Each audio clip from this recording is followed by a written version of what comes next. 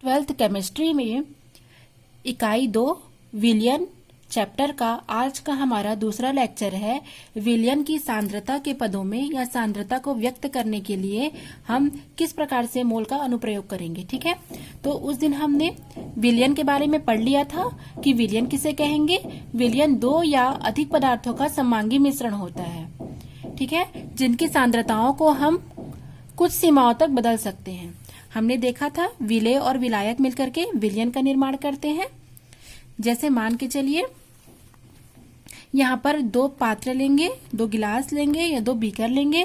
इसमें अगर हम 10 ग्राम चीनी डालेंगे और जल विलायक रहेगा, यहाँ 20 ग्राम चीनी डालेंगे और यहाँ पर भी जल विलायक रहेगा, तो दोनों के सॉल्यूशन में आप क्या पाएंगे कि 10 ग्राम को हम तनु सॉल्यूशन बोलेंगे कि 20 ग्राम को, तो ये तनु विलयन हो जाएगा और ये सांद्र विलयन हो जाएगा। ठीक है, तो सबसे पहले हम सांद्रता के पदों में अगर देख रहे हैं तो सांद्रता की परिभाषा देख लेते हैं। तो किसी विलयन में उपस्थित विलेय विलायक की मात्रा को दर्शाने के लिए हम सांद्रता का प्रयोग करते हैं। ठीक है, विलेय और विलायक की मात्रा को दर्शाने का क्या करते हैं, हम प्रयोग करने के लिए सांद्रता का यूज करते हैं। अब हम आज का पहला पॉइंट देखेंगे, द्रव्यमान प्रतिशत।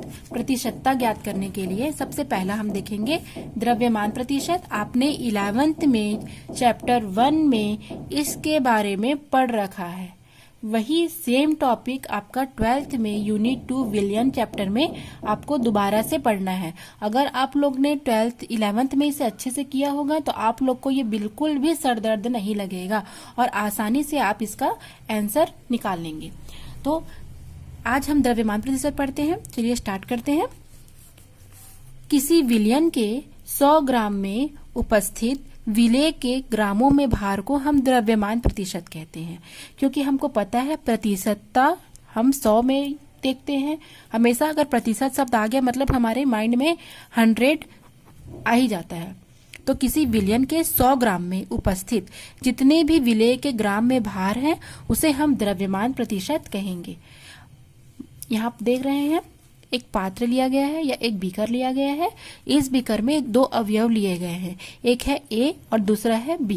क्रमशः दोनों के द्रव्यमान A के B के हैं। ठीक है, तो उस आधार पर हम इसे लिखेंगे कि मान लेते हैं हम दो अवयव A और B लेते हैं और दोनों के द्रव्यमान क्रमशः MA एवं MB है।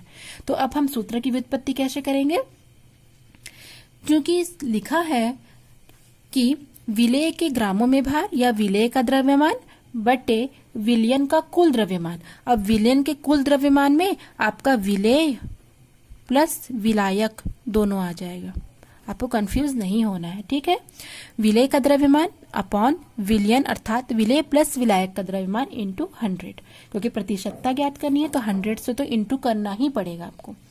अब हम A का निकालेंगे, तो आप देख रहे हैं A का द्रव्यमान MA है और B का द्रव्यमान MB है।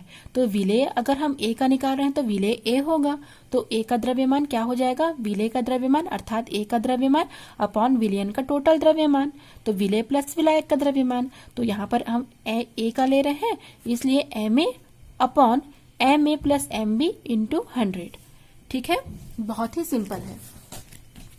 और B का अगर लेंगे तो चूंकि B ले रहे हैं तो B का द्रव्यमान MB है, तो B का द्रव्यमान अपॉन विलयन का कुल द्रव्यमान इंटू 100, तो MB upon MA plus MB into 100। और आपको मैं एक बात और बता दूं, अभी असाइनमेंट में क्वेश्चन आए हैं वो द्रव्यमान प्रतिशत से ही रिलेटेड है।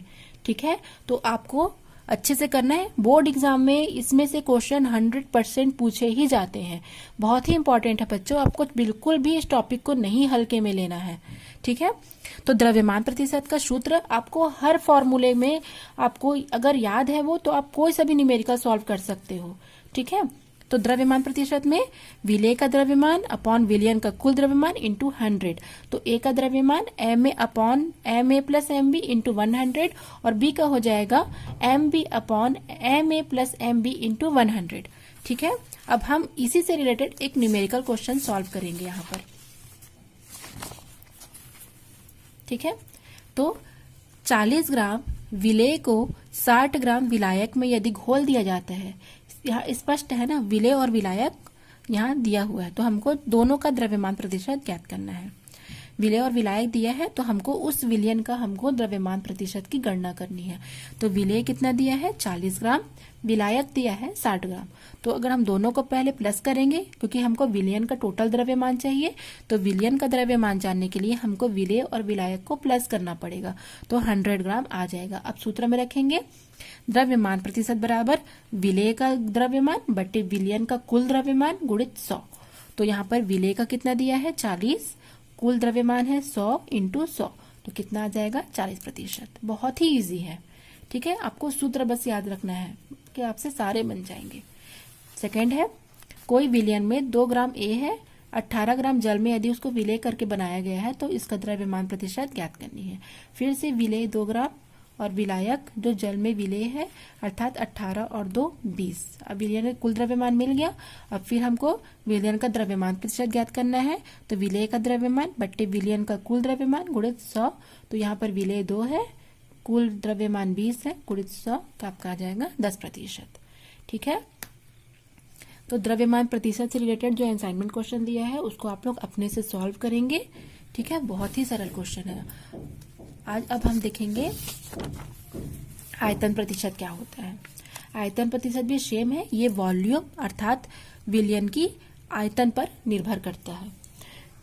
तो सेम आएगा, सेम परिभाषा होगी, लेकिन वहां पर द्रव्यमान की जगह पर अब हम यहाँ पर वॉल्यूम या आयतन लेंगे। तो आयतन प्रतिशत बराबर विलेय का आयतन बटे विलयन का आयतन गुणित 100, बाकी सेम रहेगा।